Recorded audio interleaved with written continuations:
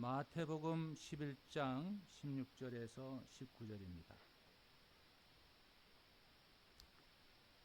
우리 한 목소리로 한번 봉독해 보도록 하겠습니다. 16절에서 19절까지입니다. 시작. 이 세대를 무엇으로 비유할까? 비유하건대 아이들이 장터에 앉아 제 동물을 불러 이르되 우리가 너희를 향하여 피리를 불어도 너희가 춤추지 않고 우리가 슬피 울어도 너희가 가슴을 치지 아니하였다 함과 같도다. 요한이 와서 먹지도 않고 마시지도 아니하며 그들이 말하기를 귀신이 들렸다 하더니 인자는 와서 먹고 마시며 말하기를 보라, 먹기를 탐하고 포도주를 즐기는 사람이요 세리와 죄인의 친구로다 하니 지혜는 그 행한 일로 인하여 옳다함을 얻느니라. 아멘. 여러분, 오늘 주님의 은혜 가운데 예배당에 예배자로 나오신 여러분들을 주님의 이름으로 환영합니다. 특히 낯선 땅에서 이 세들은 여기서 태어났지만 우리는 정말 나무로 치면 이렇게 옮겨 심은 거죠. 이 낯선 땅에서 믿음의 뿌리를 내리시려고 애쓰시는 이 이민의 삶 가운데 이 시간 대림절 두 번째 주일 하나님 앞에 예배하면서 주님의 그 쉼과 위로를 얻는 시간이 되기를 간절히 바랍니다. 어떤 교회에서요 그랜드 피아노를 샀습니다. 그때 어떤 사람은 피아노를 강단 오른쪽에 놓자 이렇게 주장을 했어요.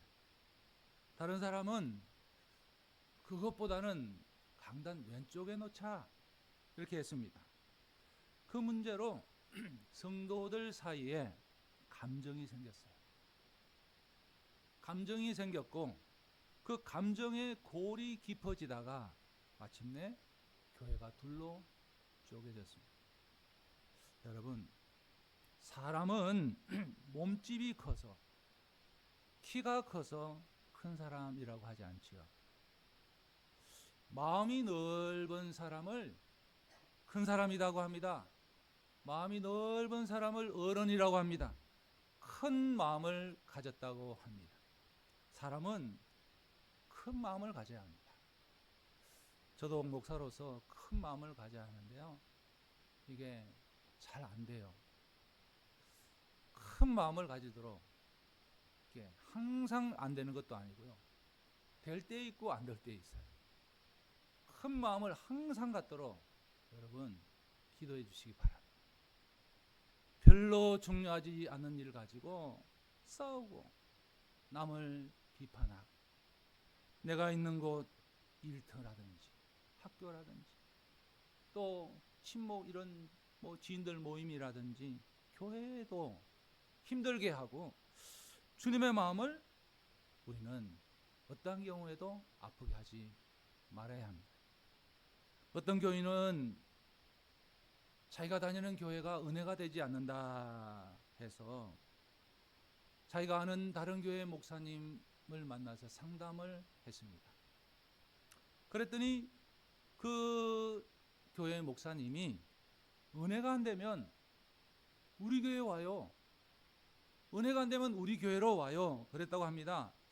이거는 교인도 엉터리고 목사도 엉터리입니다. 은혜가 안 되면 기도하면서 주님이라면 어떻게 하실까를 생각하면서 인내하면서 주님께서 이 또한 지나가리라 하실지 이겨내라 하실지 기도하면서 이겨내야 합니다. 그래야 믿음이 한 단계 성장하게 됩니다. 그렇게 해도 도저히 안 돼. 도저히 방법도 없어요. 아무리 기도해봐도 인내해봐도 주님이 촛대를 옮기신 것 같아. 교회가 이단 사이비에 휩싸이는 것 같아. 헤어날 기미가 보이지 않아. 그때는 어떻게 되겠어요? 조용히 교회를 은혜가 되는 곳으로 옮기면 될 겁니다. 목사도 아무리 다른 교회의 교인이어도 그렇지 신앙 상담을 하려면 세워주는 권면을 해야지. 은혜가 안 되면 자기 교회에 오라는 식의 수준으로 낮은 그런 권면은 정말 목사로서 마땅치 않은 행태입니다. 여러분, 신앙생활의 힘듦은요, 목사도 목회자이기 이전에 신앙인이어서 우리는 누구나 직분에 관계없이 한두 번 아니 수없이 신앙생활의 힘듦을 경험합니다. 힘들 때마다, 시험에 들 때마다 교회를 옮긴다면 그 사람은 영원히 한 교회에서 안정된 신앙생활을 하지 못할 거예요. 문제가 있는 그곳에서 말씀 안에서 해결하도록 힘쓰는 것이 바른 신앙생활의 자세인 줄로 믿습니다. 여러분, 우리가 살다 보면요, 이런 말 저런 말들이 우리를 참 힘들게 합니다. 참 힘들게 합니다. 교회 안팎의 소음이 얼마나 많습니까? 세상에 비난이 얼마나 많습니까? 끊임없이 들려오는 뉴스는 얼마나 우리를 어지럽게 합니까? 이민생활의 삶도 고단합니다. 이게 고단이라는 말이 한 단어지만 정말 그 안에 얼마나 많은 것이 있습니까?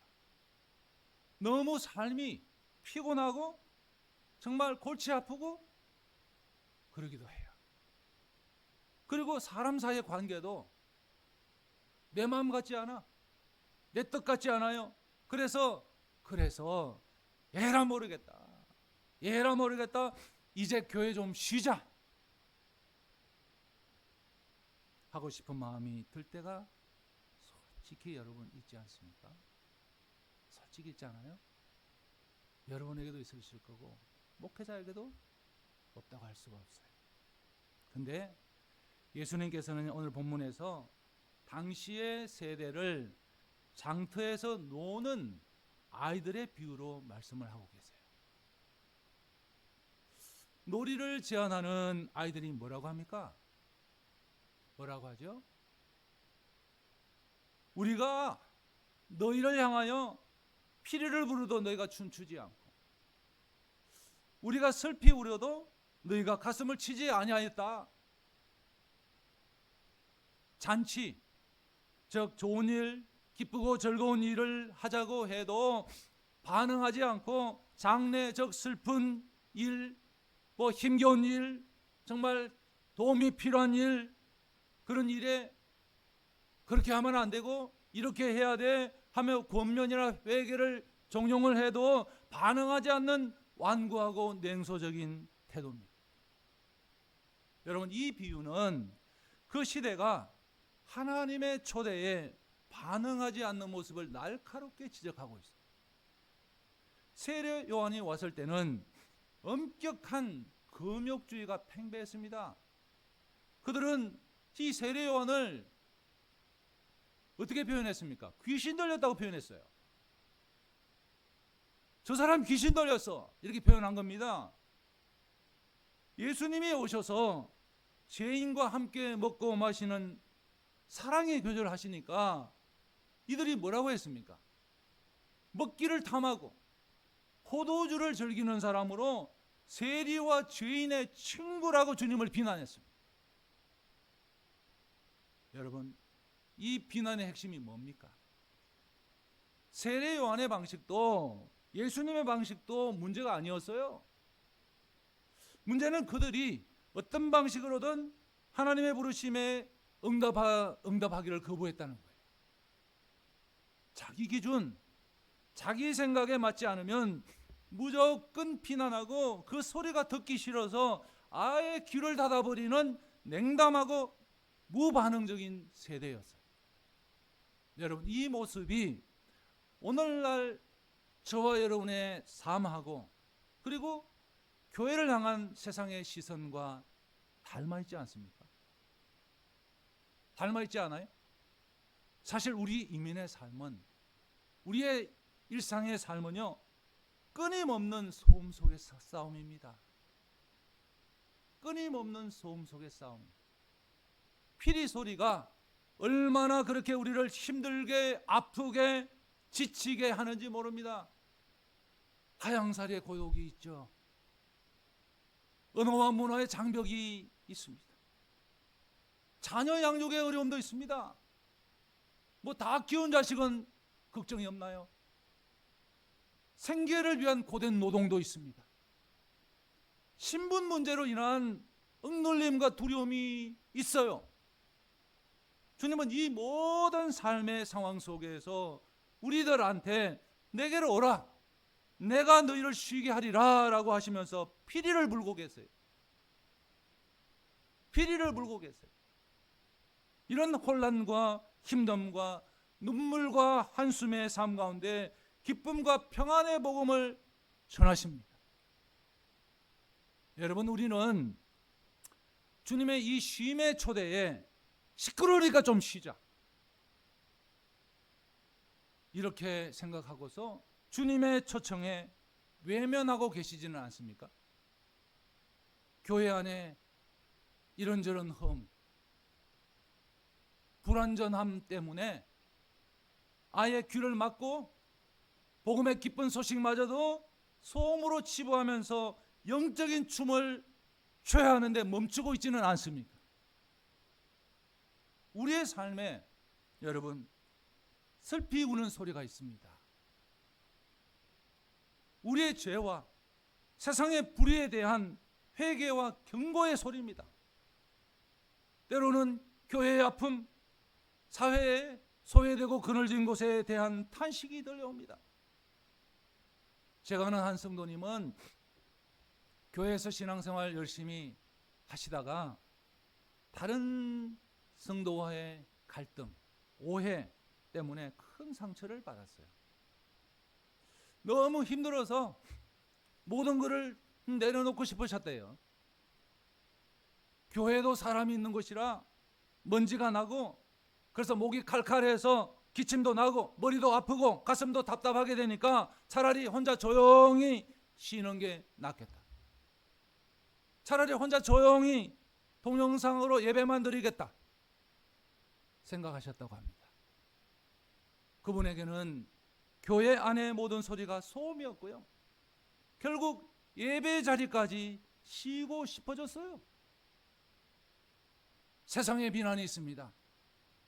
세상은 교회를 향해서 늘 양극단의 잣대를 요구합니다. 들이대는 거죠. 열심히 교회 일하고 영혼 구원하는데 열심히면 뭐라고 합니까?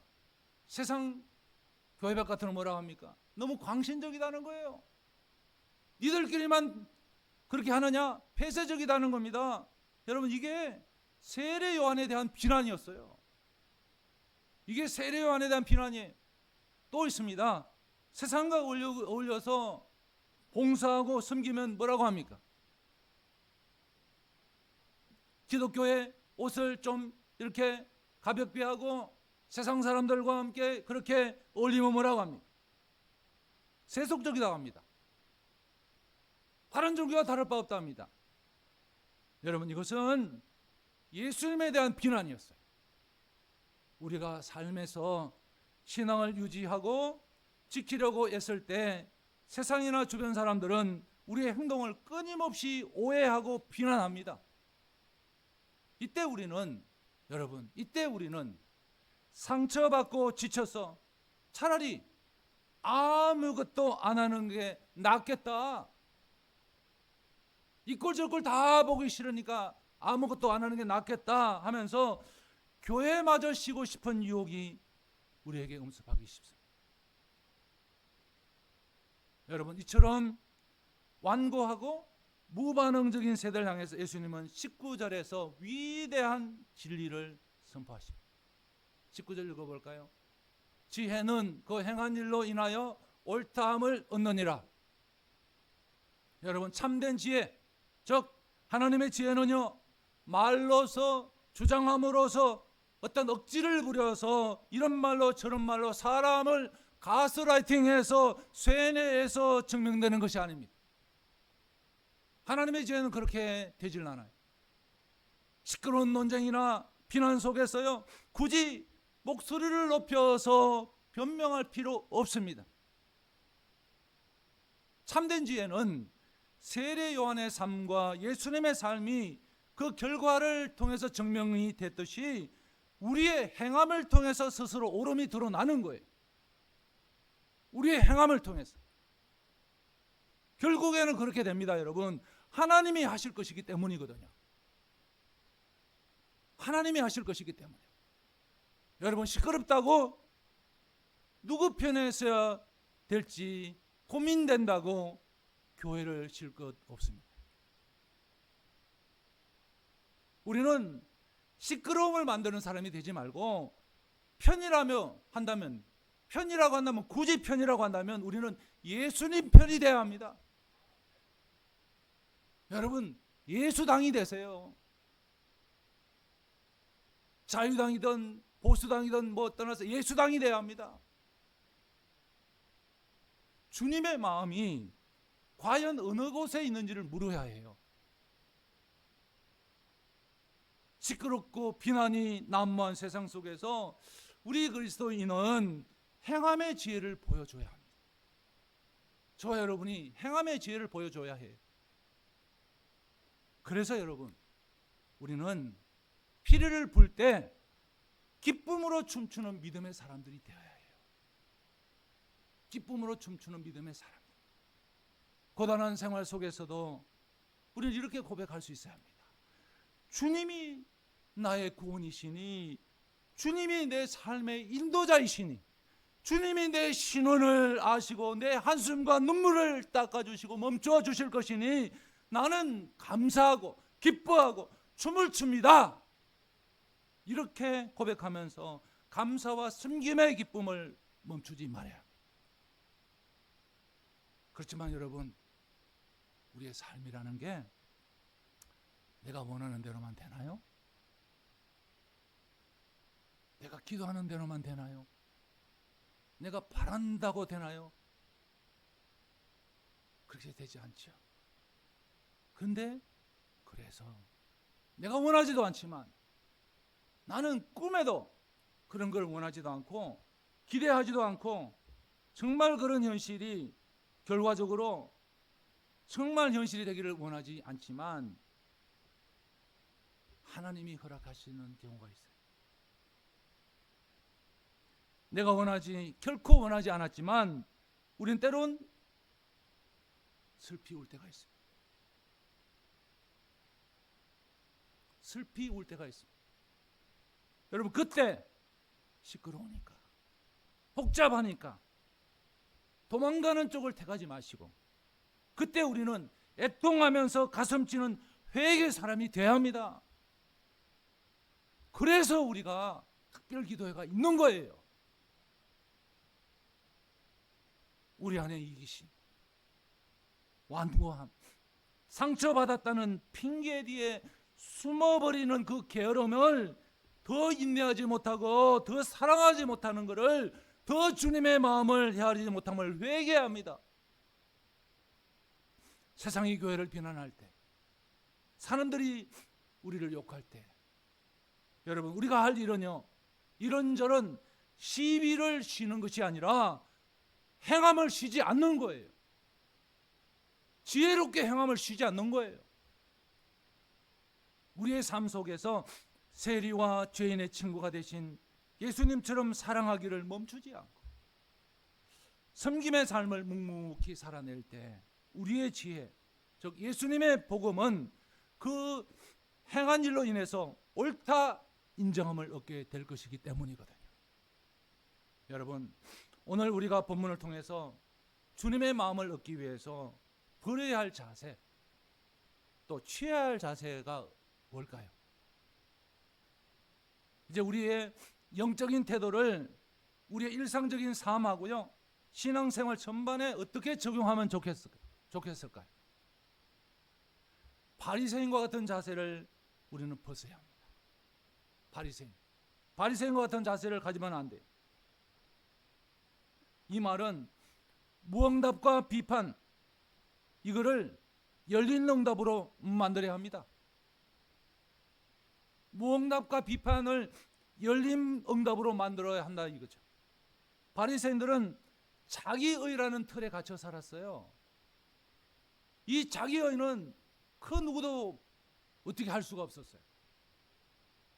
그들은 요한도 예수님도 자기들 기준에 맞지 않으니까 모두를 거부하고 비판했습니다. 세례 요한을 귀신 들렸다고 몰아붙였어요. 주님은 상종하지 못할 죄인들과 함께 있는다고 비난했어요. 교회 생활에 적용을 해보면 새로운 사역이나 교회를 할 때 옛날이 좋았어, 내 생각에는 저렇게 하면 안 될 것 같은데 라는 무비판적인 거부나 냉소적인 태도를 버려야 합니다. 여러분, 사람은 보고 있지 않지만 또 볼 수도 있지만 하나님은 다 보세요. 주님이 허락하신 일이라면 내 취향, 내 신앙의 색깔과 달라도 지혜는 그 행한 일로 인해서 옳다 인정함을 받는다 하는 말씀처럼 겸손히 협력하고 순종해야 합니다. 이건 저부터도 그래야 돼요. 성도 간의 관계는 어떻게 해야 될까요? 다른 분의 신앙생활을 볼 때 부족한 점이 있죠. 저도 여러분에게 다 얘기 안 해서 그렇지 정말 많습니다. 정말 많습니다. 저 자신에 대해도 마찬가지고 많아요. 근데 그거를 정죄하는 비판의 칼을 우리는 내려놓아야 합니다. 주님은 사랑과 긍휼로 우리를 용납하셨거든요. 나는 저 사람보다는 낫다, 나는 저 사람보다는 괜찮다, 이런 바리새인적인 교만을 버리고 사랑으로 허물을 덮어주는 포용의 자세를 우리는 가져야 합니다. 어느 때까지 이렇게 해야 될까? 언제까지? 여러분, 언제까지 이렇게 해야 되겠어요? 고민이 안 돼요? 저는 설교를 준비하면서 고민이 됐어요. 언제까지 이렇게 해야 할까? 허물이 분명히 있는데, 죄가 분명히 있습니다. 이거는 신앙적인 죄가 아니라 세상의 법정에 들고 가도 큰 죄입니다. 그럼 어떻게 해야 돼요? 사랑으로 허물을 덮어주는 포용의 자세를 가져요? 자, 그러면 어느 때까지 해요? 언제까지 해요? 고민이 되실 거예요. 저도 고민이 됐어요. 주님은 70번에 7번이라고 하셨지만 저는 이렇게 표현하고 싶어요. 할 수 있는 데까지 하는 것이 맞다고 저는 생각합니다. 할 수 있는 데까지. 여러분, 우리는 세례 요한과 같은 자세를 취해야 합니다. 사람들의 나태함과 타협을 거룩한 애통으로 승화시켜야 되는 거죠. 세례 요한은 회개의 메시지를 전하면서 검역적인 삶으로 오실 주님의 길을 예비한 사람입니다. 여러분, 요한의 삶은요, 죄에 대해서 애통하는 곡소리와 같았어요. 죄에 대해서 애통하는 곡소리와 같았어요. 오늘 말씀을 우리가 신앙생활에 적용해 볼 때, 여러분, 우리는 기도 생활을 게을리하면 안 됩니다. 기도 생활을 게을리하면 안 돼요. 바빠서 기도 생활할 시간이 없다, 이 핑계를 버리고요, 우리는 요한처럼 거룩한 결핍을 느끼면서 주님 앞에 애통하면서 나가는 시간을 확보해야 합니다. 형식적인 기도 대신에 이 시대의 죄, 나의 죄, 교회의 허물, 영적인 나태함을 보면서 그거를 내 가슴에 느끼고 눈물로 가슴 치는 깊은 기도를 회복해야 합니다. 주일 성수 중요하죠? 절제 생활 너무나 중요합니다. 우리는 다 할 수 있지만 절제하는 거죠. 우리의 삶을 이런 걸로 정돈해야 합니다. 주일 예배 사실 별거 아닌 것 같지만은요, 세상적인 약속이나 피곤함 때문에 가볍게 여기는 태도를 버려야 합니다. 요한처럼 구별된 거룩함 지키기 위해서 결단해야 합니다.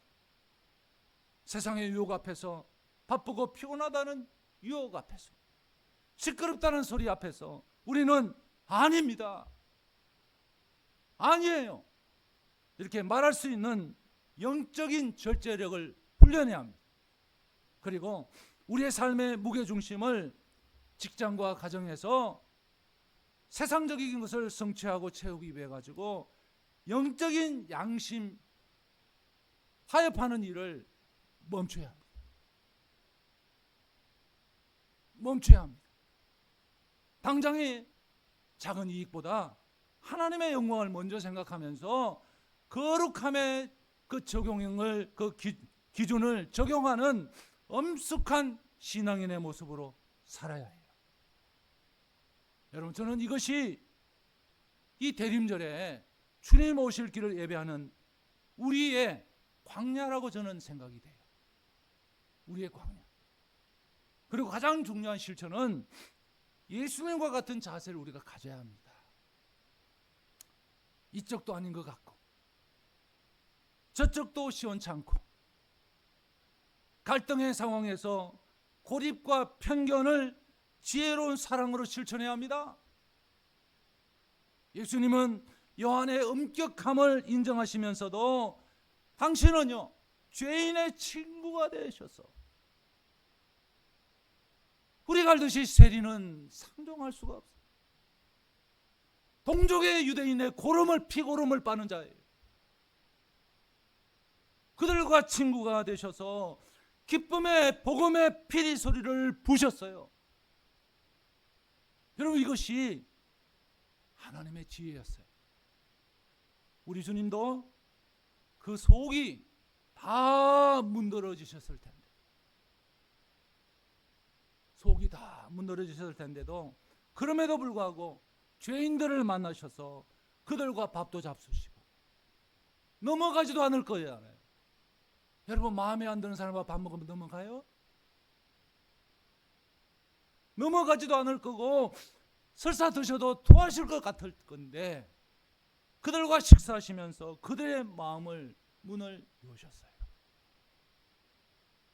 여러분, 우리도 거룩함 속에 친절함과 따뜻함을 겸비해야 합니다.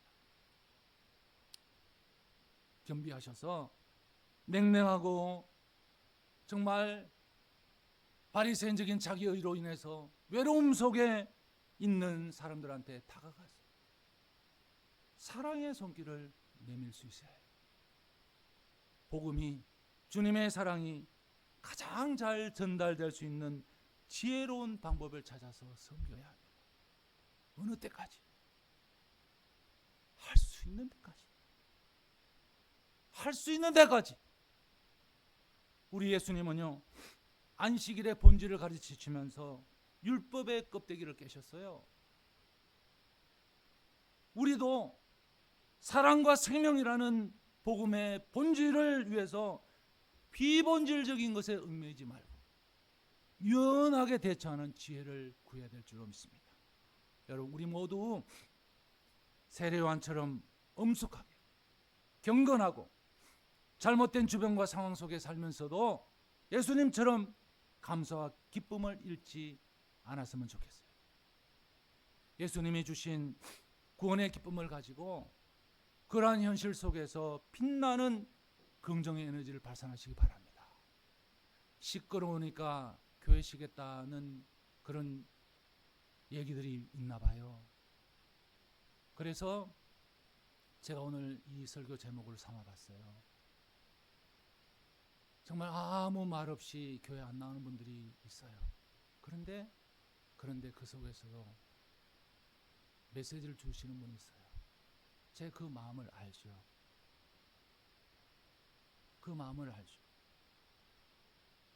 그러한 현실 속에서 빛나는 긍정적인 에너지를 하나님이 주신 지혜로 발산해야 합니다. 이것이 주님께서 세상에 부르주신 피리 소리에 춤추는 모습이 아닐까요?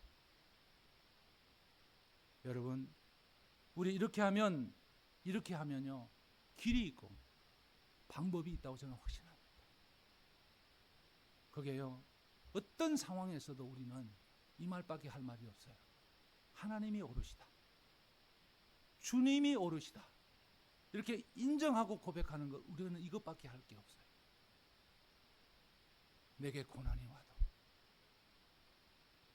내가 이해할 수 있는 일이 생겨도, 내 가슴을 치는 일이 일어나도 하나님의 지혜와 섭리를 믿고 겸손히 순종할 때, 그때 주님은 우리의 중심을 보시고 기뻐하시면서 우리에게 길을 내시고 방법을 안내하실 걸로 믿습니다. 여러분, 우리가 주님의 마음을 얻는다는 것은 요한의 엄격한 거룩함과 예수님의 지혜로운 사랑을 함께 소유해야 해요. 함께 소유해서 바리새인적인 비판과 교만을 철저히 버려야 합니다. 철저히 버려야 합니다. 오늘 이 주님의 말씀을 우리의 신앙과 삶에 깊이 새기셔서 주님께서 원하시는 애통과 기쁨에 모두 응답하시는 복된 제자들로 살아가시기를 우리 주님 예수님의 이름으로 축복합니다.